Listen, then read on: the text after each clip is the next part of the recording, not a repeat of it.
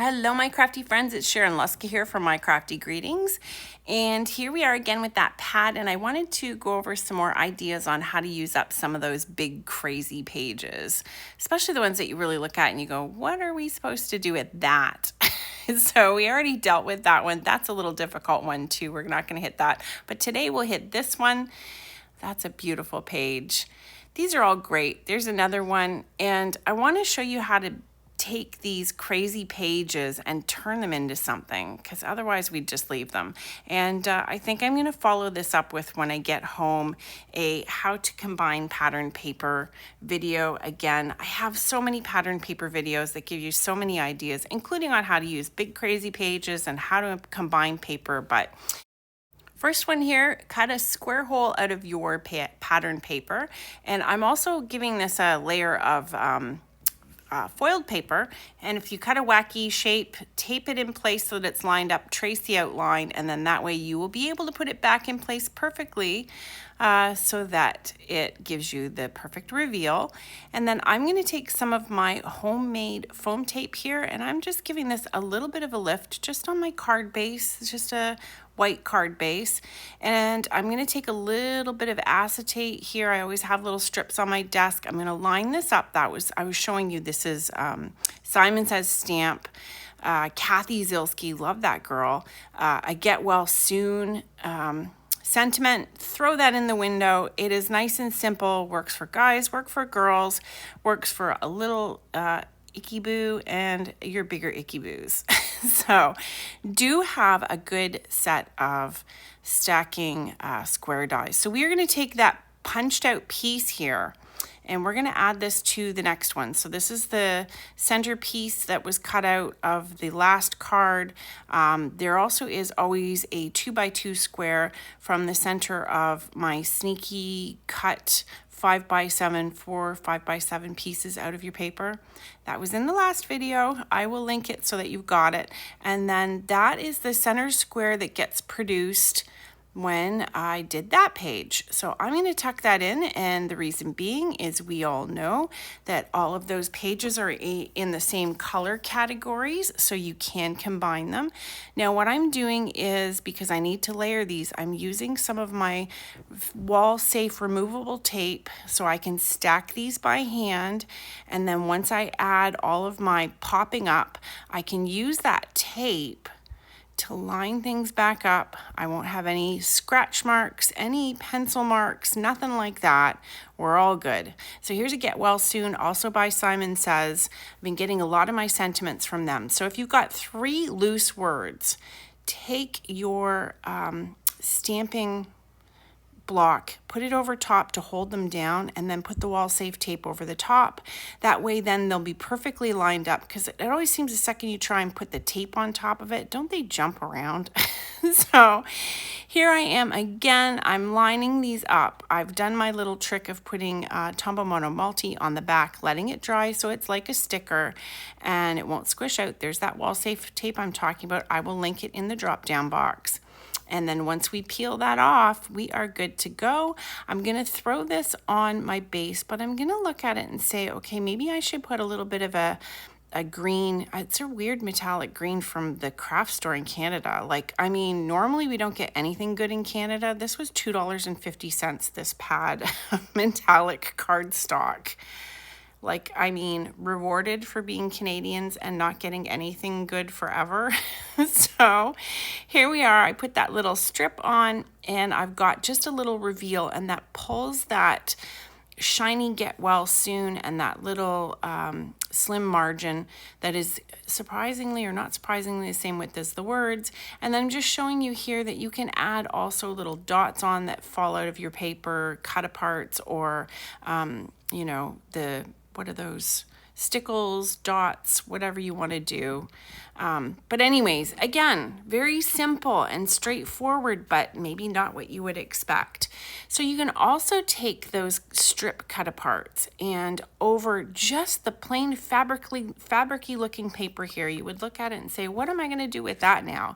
Lots. It's got a very masculine cast to it, and it will go with lots of things. And when you audition different pieces of paper, different paper strips, you will have something that really hits your fancy, you'll look at it and go, hey, wow.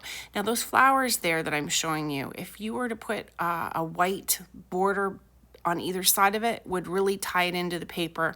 But I'm also showing you that you can cut thin strips of this pattern paper as well to use with this paper. All of it gives you a different feeling. So depending on the card that you're trying to make, that is what you're doing with all of this. So you can see I've got the strips here. What I'm going to do is I'm actually going to do a fade on this paper that matches that strip. So I've got rusty hinge and aged mahogany, and then I've also got looks like Mariner and what's that other one here? Forest moss or something like that. Doesn't really matter because if you don't have the same pad, it won't matter. But what I was basically showing you is that you can take these two inks and combine them together to get a color that is going to match something. So don't feel like if you don't have the ink that you're stuck, because you can layer your inks over top of each other to get multiple colors. So if the red mahogany that I have isn't red or isn't orangey enough, I'm just going to put something orangey over top of it like rusty hinge. And the same thing too with this you know, uncharted Mariner, it's not green enough. So I'm adding forest moss. I'll list the colors below in the thing so that you can see. But once I put those two colors together, now all of a sudden I have this little blast that goes from corner to corner of the pieces that I cut off, and it's going to add extra interest and make that a card that somebody looks at and goes, huh, look what she did there. So, and isn't that the whole point of doing this, is you want to do a card that catches the recipient's interest. Now I'm just taking a little bit of pumice stone and going around, or actually it's hickory smoke, and going around the edge, and you can see there the difference that made. I don't want these videos to be long, so that's why I'm kind of rushing through some of the simple stuff. But here it is out of the page. So that's the centerpiece that comes out.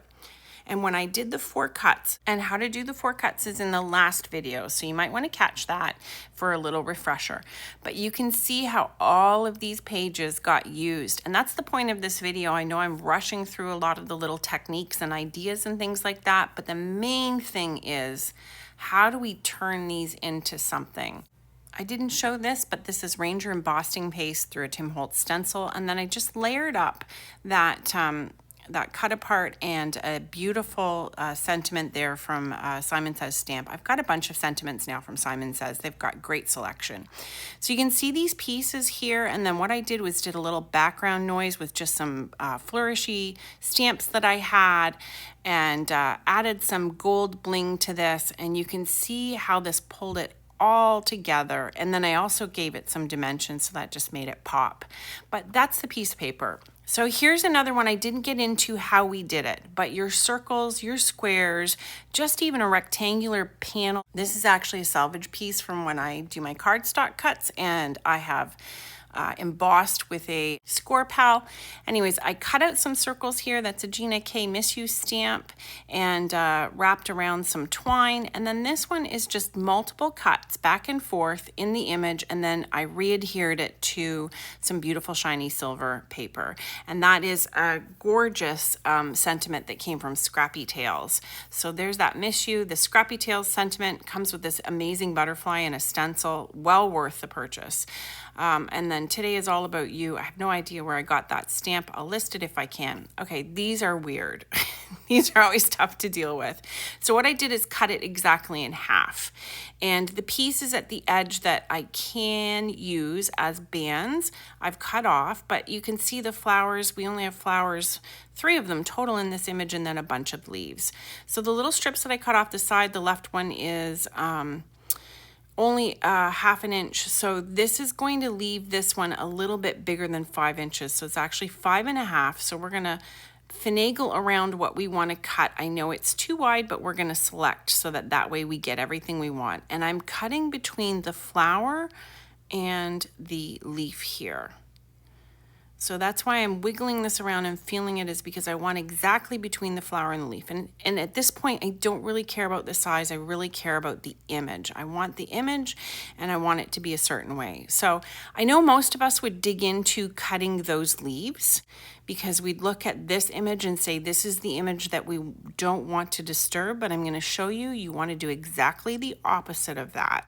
We want to trim and bring forward, or make more visible, the gorgeous stuff, and then the other stuff we're just going to let fall in the background. And any extra pieces that we cut off, we'll make use of. Of course, the pieces that I'm cutting away, those are totally useful too. You can go and use those for cutting out other shapes if you want, or for matting little squares, whatever you want, you can keep those. You've got the strips that match them. These are all coordinated. So now you see I've got this cut and I layer it over top of those leaves that were totally inadequate before. That's a 5x7 acetate, so I can see exactly what I've got available.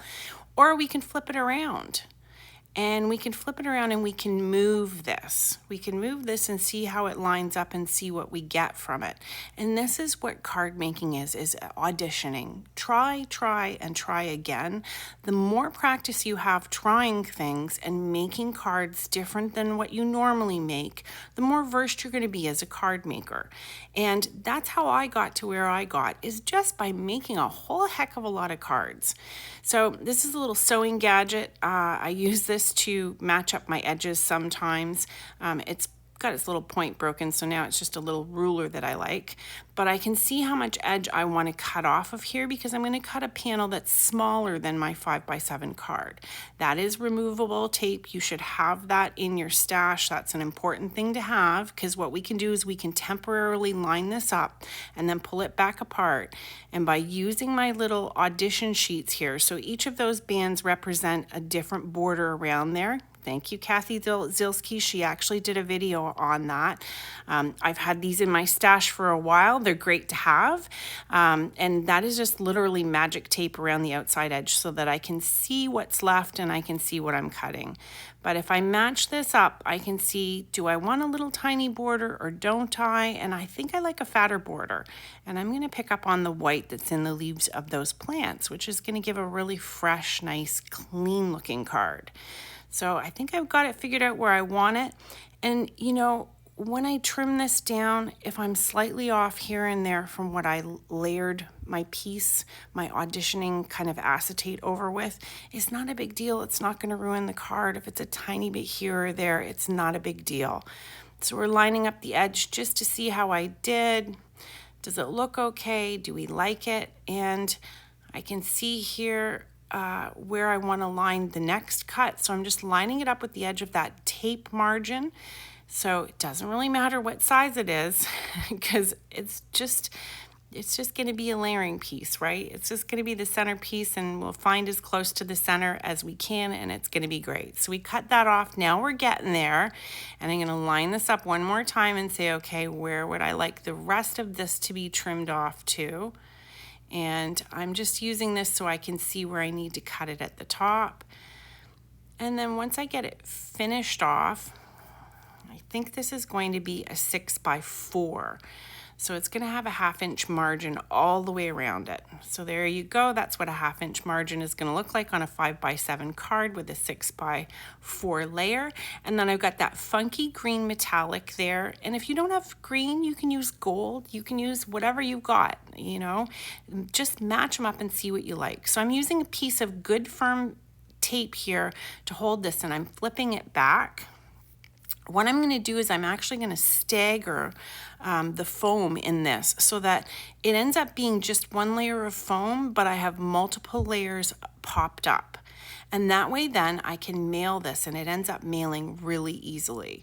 So, and of course you have to bear with me because this is homemade foam by those foam packing sheets, just adding double-sided adhesive. So what I'm doing is I put a piece at the bottom, and then where I pop up the flowers, I'm going to put another piece, and where those two pieces are, and I flip my layers back together, if this makes any sense, they're actually not going to come into contact with each other.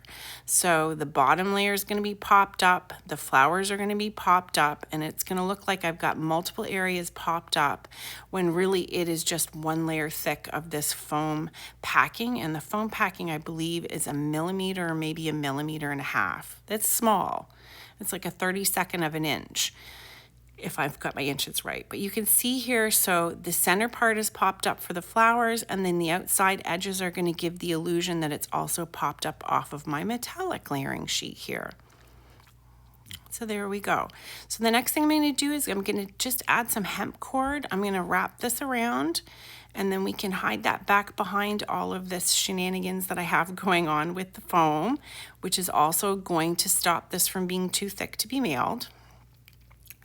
And then once I get my pieces ripped off and I get this situated onto my layering piece, which usually I would, oh, there I go. I always flip it over first and make sure so that my brain registers what my margin is. And once you flip it over and you see that margin, if you practice this, you'll have a much easier time lining things up because you know how wide it should be at the top and the bottom. And then the rest should fall into place. And then we're just going to stick this on. I cut a piece of a piece out that we're not going to use, but nobody's going to know because this is just the front panel of a card. And once we put it on the card base, we'll be away to the races. So I still have all these pieces that I could use if I wanted to add something, but the little piece that I cut away, I actually have grabbed back those leaves so that we're using everything that we have. And this leaf here, yeah, it looks a little janky, but don't forget, leaves that are side view would be missing this chunk anyways, and if I trim it away, then it's just a side view of a leaf, isn't it? It's just a leaf that we only saw one side of. And there's a perfect spot for a sentiment. I used a Scrappy TailsJ'adore stamp set and some brown Archival ink to have a fabulous birthday. And there is a great card out of one of the weirdest sheets ever. You can see how the outside edges are popped up, but the flowers are also popped up, but this is very thin. So that just gives you some more ideas of what you can do. There's still so many more things that we can do with all of these. I'm just showing you here where they came out of the paper so that you remember. But where we can use all of these crazy papers to make absolutely stunning cards, and it just takes a little bit of ingenuity, some thinking, and a little bit of auditioning. So here's this other very weird paper. So what I did was use this Scrappy Tails die to cut the arch piece out of the center. And then I also took a leaf and just cut it from white from that gorgeous flower set. Now I've used the piece that I cut out and put it back over top of this really weird cutoff. See how it's a bottle there? But once I put that arched piece on it, you can't tell that that's what it is, can you? But that leaf there really looks like, you know, things are not going great and you need to be sent some warm fuzzies. Feel Better by Cathy Z, and just a nice big rectangle with some beautiful black edging. And then you can see here the fuzziness of that pillow. And I decided it could use a couch from Scrappy Tails. Loved that. And there is another piece used up. Thank you for joining me, and thank you to everyone who subscribes, gives me the thumbs up, leave me a comment, even if it's an emoji. And thank you for using my affiliate links. It helps support this little channel. Join me for more videos. Thanks. Bye. Ooh, here's some more videos you might like to see on paper. Use up those pads, friends.